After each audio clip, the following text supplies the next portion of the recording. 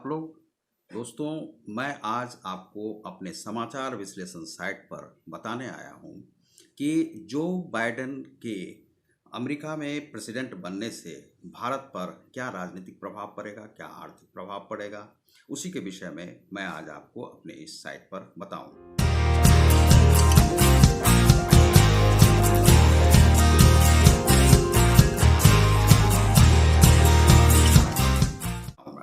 तो दोस्तों, आपने देखा होगा कि पिछले दिनों जो बाइडेन वहां पर राष्ट्रपति बने अमेरिका में, और जिसके लिए नरेंद्र मोदी ने हाउडी मोदी का प्रचार प्रसार वहां पर किया गया था।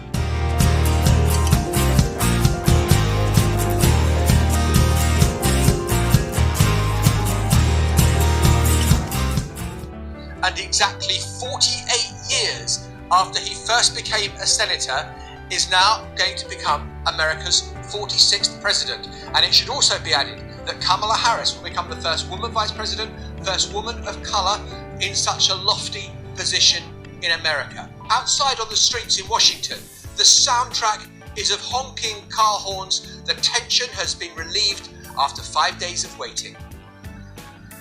ट्रंप के समर्थन में, वह माना जा रहा था कि ट्रंप के समर्थन में है, लेकिन कुछ इंडियन को यूनाइट करके इंडियन के द्वारा वह फंक्शन किया गया था और उसमें हाउडी मोदी का कार्यक्रम रखा गया था। हाउडी मोदी पूरी तरह से वहां पर सफल हुआ था और उसके बाद नमस्ते ट्रंप के लिए भी यहां पर जो कार्यक्रम किया गया था, तो वह कार्यक्रम भी बिल्कुल सफल रहा था। ट्रंप यहाँ से लौट कर गए थे, लेकिन जैसे ही लौट कर गए थे तो कोरोना का काल आ गया था और लॉकडाउन की स्थिति हो गई थी। फिर भी ट्रंप ने वह मास्क नहीं पहना और बाद में उन्हें कोरोना हो गया था।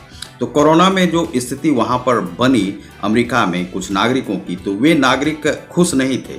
कुछ काले भी वहाँ पर ट्रंप से खुश नहीं थे। उनके अपने ही राज्य में इस प्रकार से हो रहा था, उनके अपने ही देश में, कि गोरे और काले की समस्या चल रही थी, जिसमें कि एक गोरे व्यक्ति को काले व्यक्ति को मार दिया गया था और काले व्यक्ति को इस प्रकार से मारा गया था कि जो गोरे पुलिस वाले थे उन्होंने दबाकर उन्हें गले दबाकर मार दिया था। उसके बाद एक दो और घटनाएं घटी थी। ये सभी घटनाओं का परिणाम यह रहा कि डोनाल्ड ट्रंप को हारना पड़ा और डोनाल्ड ट्रंप पहले यह मान नहीं रहे थे और डोनाल्ड ट्रंप को लग रहा था कि सुप्रीम कोर्ट में जाने के बाद उन्हें इस प्रकार से न्याय मिलेगा कि वे जीत कर चले आएंगे, लेकिन ऐसा हुआ नहीं। फिर से जब उसका जो है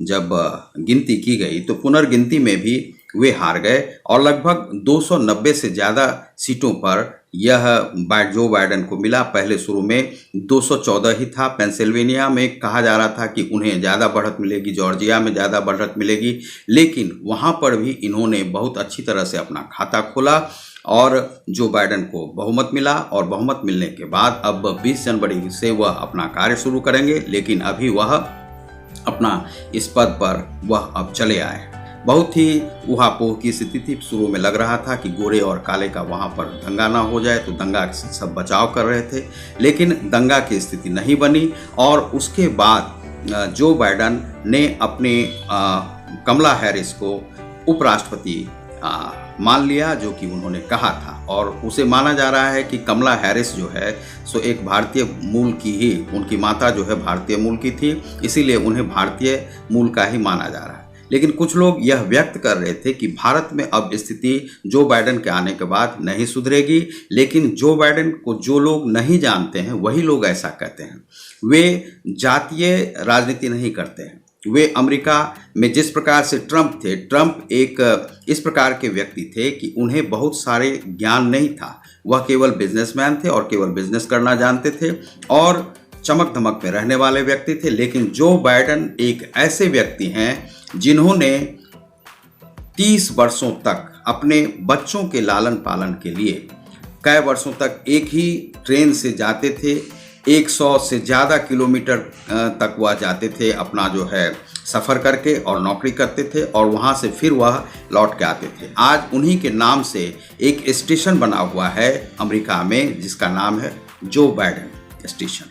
और जो बाइडेन स्टेशन वह उन्हीं के नाम से, चूँकि वह कभी भी नागा नहीं हुई। 33 वर्ष की राजनीतिक कार्यक्रम में वह कई बार खड़े हुए और यह उनका शायद यह तीसरी बार वह 46वें राष्ट्रपति के रूप में वह शपथ लेंगे। और 46वें राष्ट्रपति के रूप में जब वह शपथ ले रहे हैं तो उन्होंने यह आश्वासन दिया है कि किसी भी जाति के लोगों को अमेरिका में डरने की आवश्यकता नहीं है। जो डोनाल्ड ट्रंप कर रहे थे कि कुछ भारतीयों के वीसा पर इस प्रकार से प्रतिबंध लगाया था। 6 लगभग कंट्री थे जो मुसलमानों के वहाँ से आने में जो है उन लोगों पर प्रतिबंध लगा हुआ था।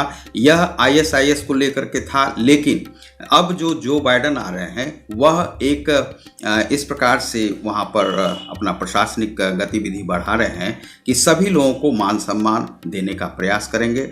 और जो अमेरिका की पूर्व की स्थिति थी, चूँकि डोनाल्ड ट्रंप की सरकार में प्रशासनिक व्यवस्था में वहाँ पर उस प्रकार से आर्थिक स्थिति नहीं सुधरी, लेकिन यह अब जो है दोनों मिलकर, कमला हैरिस और जो बाइडेन मिलकर अमेरिका की आर्थिक स्थिति को सुधारने का प्रयास करेंगे।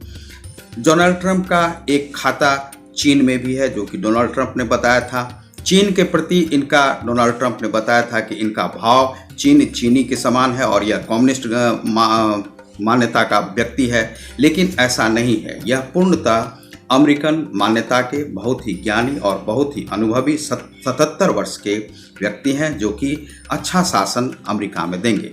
अब हमें लग रहा है कि अमेरिका की स्थिति सुधरेगी। उनके आने के बाद वहाँ पर कल ही एक इंजेक्शन की भी घोषणा हुई है और जो कंपनी है जायफर कंपनी के द्वारा वह इंजेक्शन बनाया जा रहा है और प्रिफ्राइजर कंपनी का नाम है, उसके द्वारा वह एक इंजेक्शन का निर्माण किया जा रहा है जिसे कहा जा रहा है कि वह लगभग 90% जो है सो वह एक्शन में रहेगा, वह इंजेक्शन, वह वैक्सीन।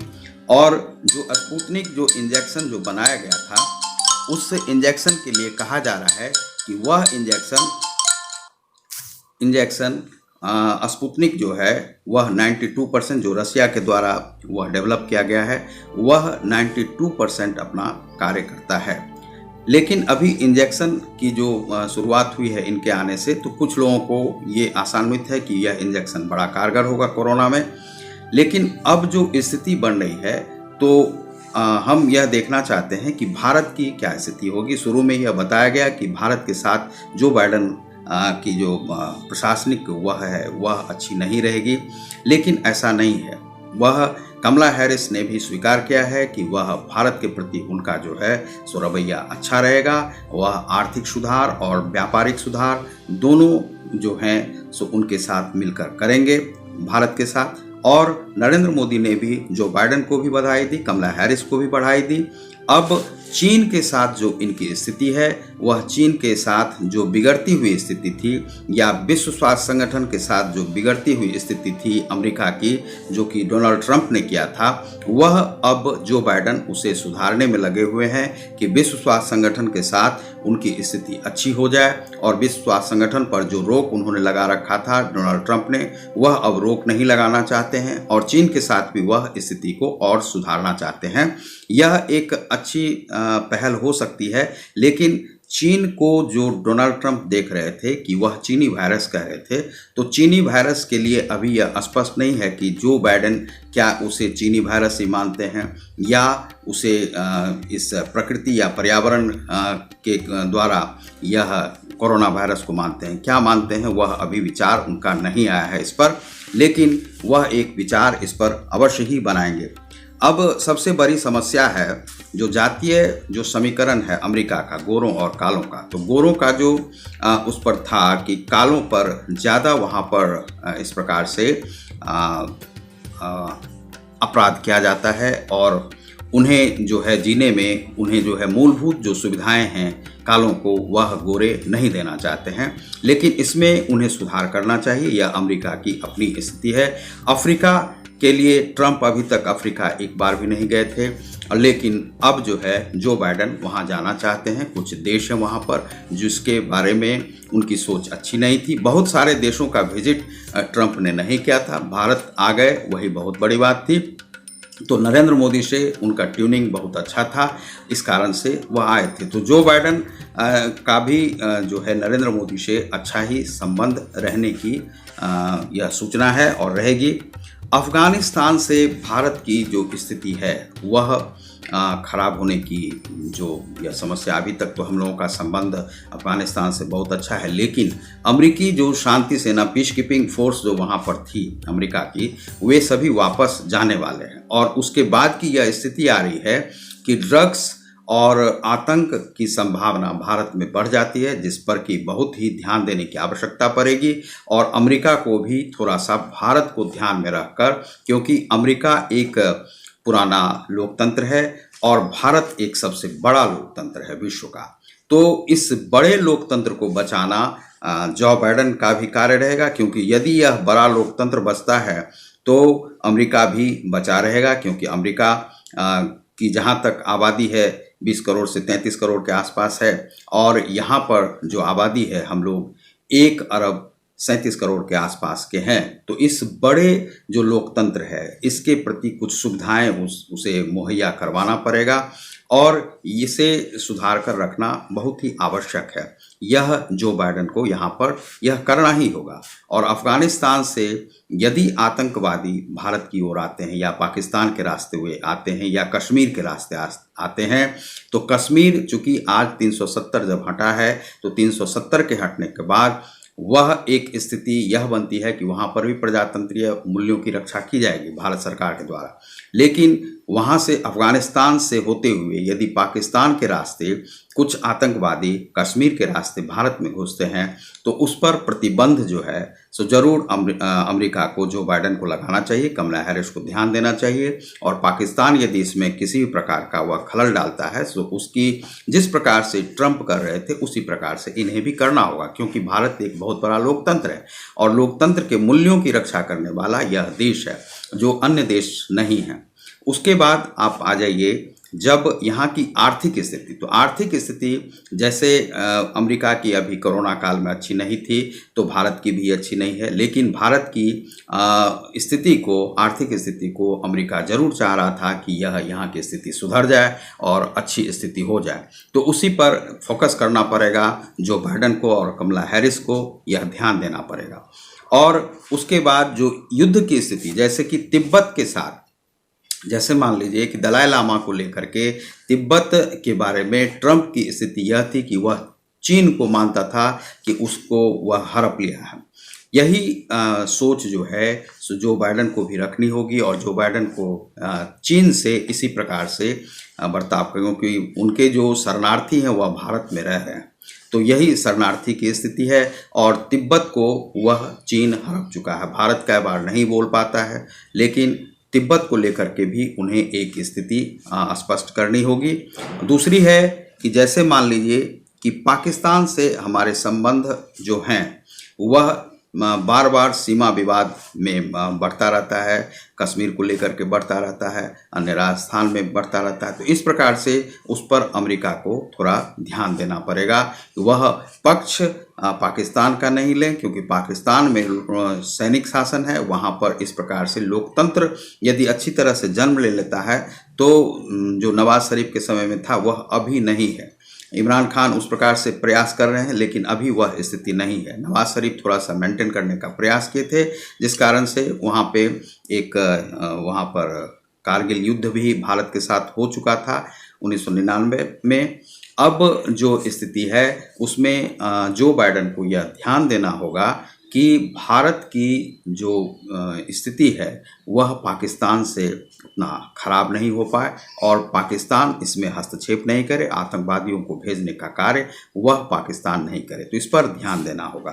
दूसरा है कि जैसे मान लीजिए कि जो चीन से संबंध जो हमारा है भारत का, वह चीन हमें हमारी सीमाओं को का जो है उल्लंघन बार बार कर रहा है। गलवान घटनाएं घट गई जिस पर कि डोनाल्ड ट्रंप ने चीन को लताड़ लगाई थी और ऐसा था कि युद्ध की स्थिति भी बन रही थी। ऑस्ट्रेलिया और जापान और भारत और अमेरिका मिलकर एक यूनाइटेड संघ की स्थिति बनी थी और जिसमें कि यह युद्ध की स्थिति आ रही थी। यदि वह घुसपैठ करता और भारतीय लोकतंत्र को हड़पने का प्रयास करता तो अमेरिका भारत का साथ देता। तो वही स्थिति अभी भी रहनी चाहिए। लेकिन जैसे डोनाल्ड ट्रंप ने कहा है कि यह चीनी जो है चीन पर यह ज़्यादातर निर्भर है और चीनी मतावलंबी व्यक्ति हैं जो बाइडेन, तो वह अब इनके कार्यशैली को देख करके किया जाएगा। जब से वह 20 जनवरी से लगभग वह अपना कार्य लगभग शुरू कर देंगे। अभी लगभग उन्होंने अपना कार्य लगभग ले लिया है और धीरे धीरे उसे अपना जो पिछला जो कार्य आ रहा है डोनाल्ड ट्रंप से उसे भी अपने हस्तगत करेंगे और जो कार्य है वहाँ पर सारी स्थिति को देख करके समझ करके वह कार्य करेंगे। तो यही जो बाइडेन जो हैं अब तो वहाँ पर जीत गए हैं और जो बाइडेन वहाँ के राष्ट्रपति होंगे। डोनाल्ड ट्रंप ने जो भी गतिविधि वहाँ पर की उससे कोई असर नहीं पड़ा। वे विवादित बनाना चाह रहे थे इस पद को, लेकिन वैसा बना नहीं पाए। तो जो बाइडेन को बहुत बहुत बधाई, कमला हैरिस को बहुत बहुत बधाई, बहुत बहुत धन्यवाद।